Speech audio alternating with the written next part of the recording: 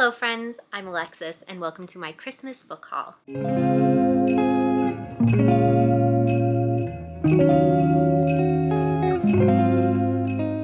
Happy holidays and merry whatever day it is you're currently watching it.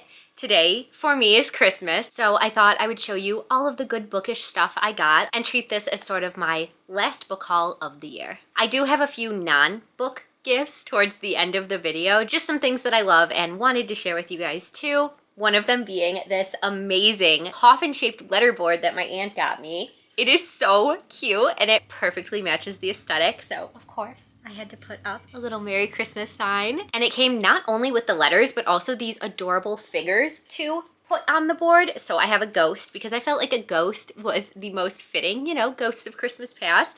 The other options are like more Halloween-y. There's pumpkins, a witch's hat. I think there was an axe. Like, oh, I'm so excited to be able to change this around and decorate it for whatever I feel like. But besides that, I thought we would start off with the book. This first book was so kindly sent to me by my friend Ashlyn, who I met through Jan's Patreon Discord, The Lair. The book Ashlyn sent to me is A Botanical Daughter by Noah Medlock. I've seen this one recommended so much, and all I know is that it's sort of a Frankenstein retelling. So it says, it's an unusual thing to live in a botanical garden, but Simon and Gregor are an unusual pair of gentlemen. Hidden away from the disapproving tattle of Victorian London, they are free to follow their own interests without interference. For Simon, this means working his taxidermical art.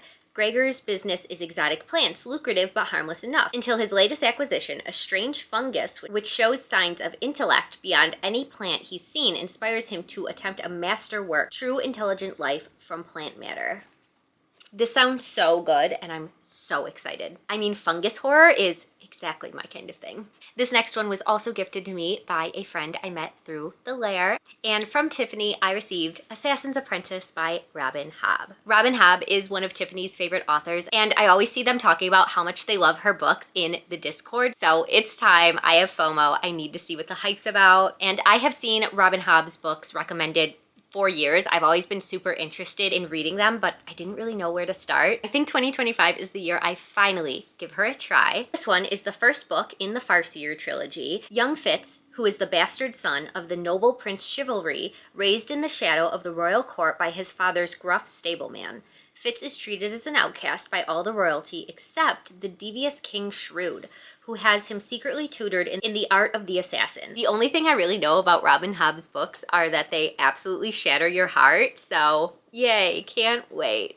These next few books are all going to be from my partner Dan that I got just this morning, and he did a very good job picking out some that I am very excited to read. First up is a book I've been interested in reading since that New York Times Best Book of the Century list came out. Well, I definitely don't think I will ever read everything on that list. The number one pick did sound pretty interesting to me, and that of course is My Brilliant Friend by Elena Ferranti. I really don't know too much about what this one's about besides the synopsis. I know it's about two women. They live in Italy in the 1950s, and it really just follows them growing up and how their friendship transforms over the years. And since that list came out and a lot of people have been reading it, I've seen pretty good reviews. So I'm excited to see what all the hype is about and judge for myself if this is really the best book of the century. Funny enough, this next one actually has a pretty similar synopsis, and that is Betty by Tiffany McDaniel. This one is also about a girl born in the 50s, and it's about her growing up and all of the struggles she has to overcome. The difference with this one is instead of Italy, this takes place in America, and Betty, our main character, her mother is white, but her father is Cherokee. And she is number 6 out of 8 siblings. The world they inhabit in the rural town of Breathitt, Ohio, is one of poverty and violence.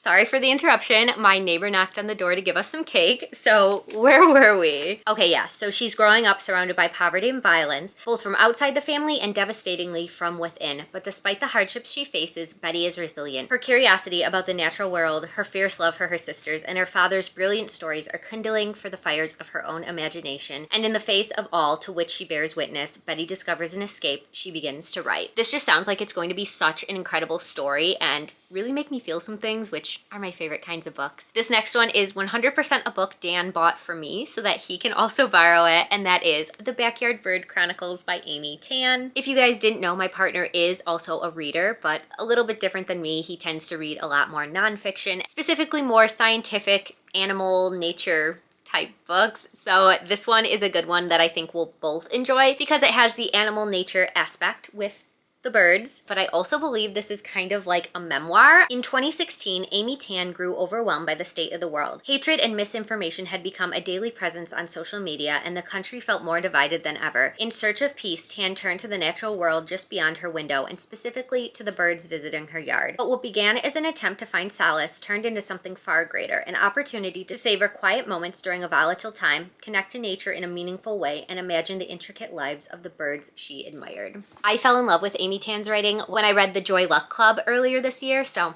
I can't wait to be back with it. And as a very amateur bird watcher myself, I just can't wait to learn about all of the birds that were visiting her. Next up is actually a book I picked out myself. We were in Barnes & Noble shopping for a Christmas present for my young cousin. I saw this on the shelf and I was like, wow, do you remember these? I used to love these books. And because of that, Dan bought me this super cool edition of all of the Scary Stories to Tell in the Dark books. Like, this is all 3 of the books in one bind up. It's collected by Alvin Schwartz and the drawings are by Stephen Gamble. Like, do you guys remember these books, reading them in like your elementary school library? Which I still can't believe we were, because like these illustrations are burned into my mind, and these books are definitely to blame for my horror obsession now. I did go back a few years ago and read a few of them online, and they weren't as terrifying as I remember them being, but I'm still really happy to have this edition on my shelves and just be able to flip through it and read through my favorites every now and then. Next up, I'll be stepping out of my comfort zone a little bit with this book. I didn't really think I'd want to read it until I saw everyone naming it the best book of 2024. And that, of course, is James by Percival Everett. This one, I do have to admit, I've never actually read the original source material. This one is actually a reimagining of the adventures of Huckleberry Finn, but as told from the enslaved Jim's point of view. So I feel like for this one, I should probably read Huckleberry Finn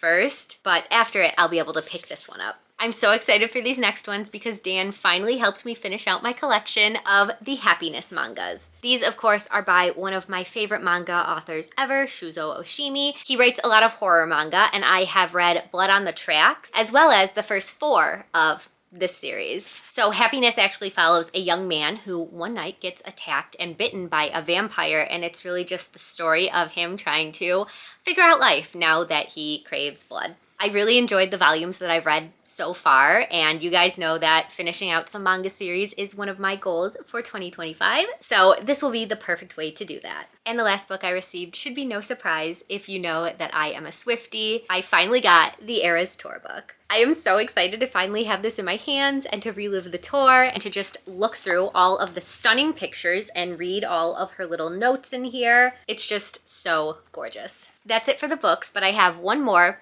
book-related present, and that's the super cute page corner bookmark. So I've seen these around before in various shapes. I think the heart is super, super cute, and if you don't know how these work, they actually go on the corner of your page.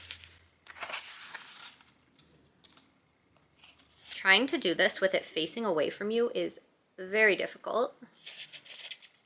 Okay, so it sits just like that, and then you can close the book. Isn't that so cute? And my cousin got me actually 6 different colors, but Dan already took one. This next one is another really perfect one for any of the Swifties in your life, and that is this doormat from my aunt that says, "In this house, we listen to Taylor's version."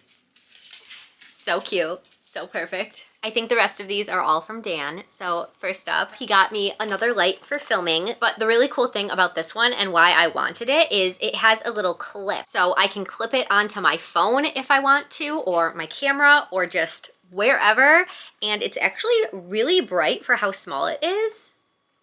I haven't even charged it yet. So this is as bright as it goes, and then it goes different warmths and coolness levels. Oh, that's like very blue. We already used it to take our Christmas picture this morning, and it was perfect, and I didn't have to struggle with my ring light that doesn't like to attach to things. He also got me the most delicious smelling perfume I have ever smelled, and that is Vanilla Sky by Skylar. This one has hints of cappuccino, pure vanilla, and caramelized cedar. It smells so good. I've been wearing it all day. I was really searching for a vanilla scented perfume for the colder months, and this is perfect. Like, it's not too overly sweet because the cappuccino scent really comes through. Earlier in the month, I mentioned to him that I really wanted a cozy, soft bathrobe this year. So he went out and he got me 2 of them, just so I always have one while the other one's dirty. So very thoughtful. This one is this beautiful dark green color, and it is so soft and comfy. I have been wearing it all day,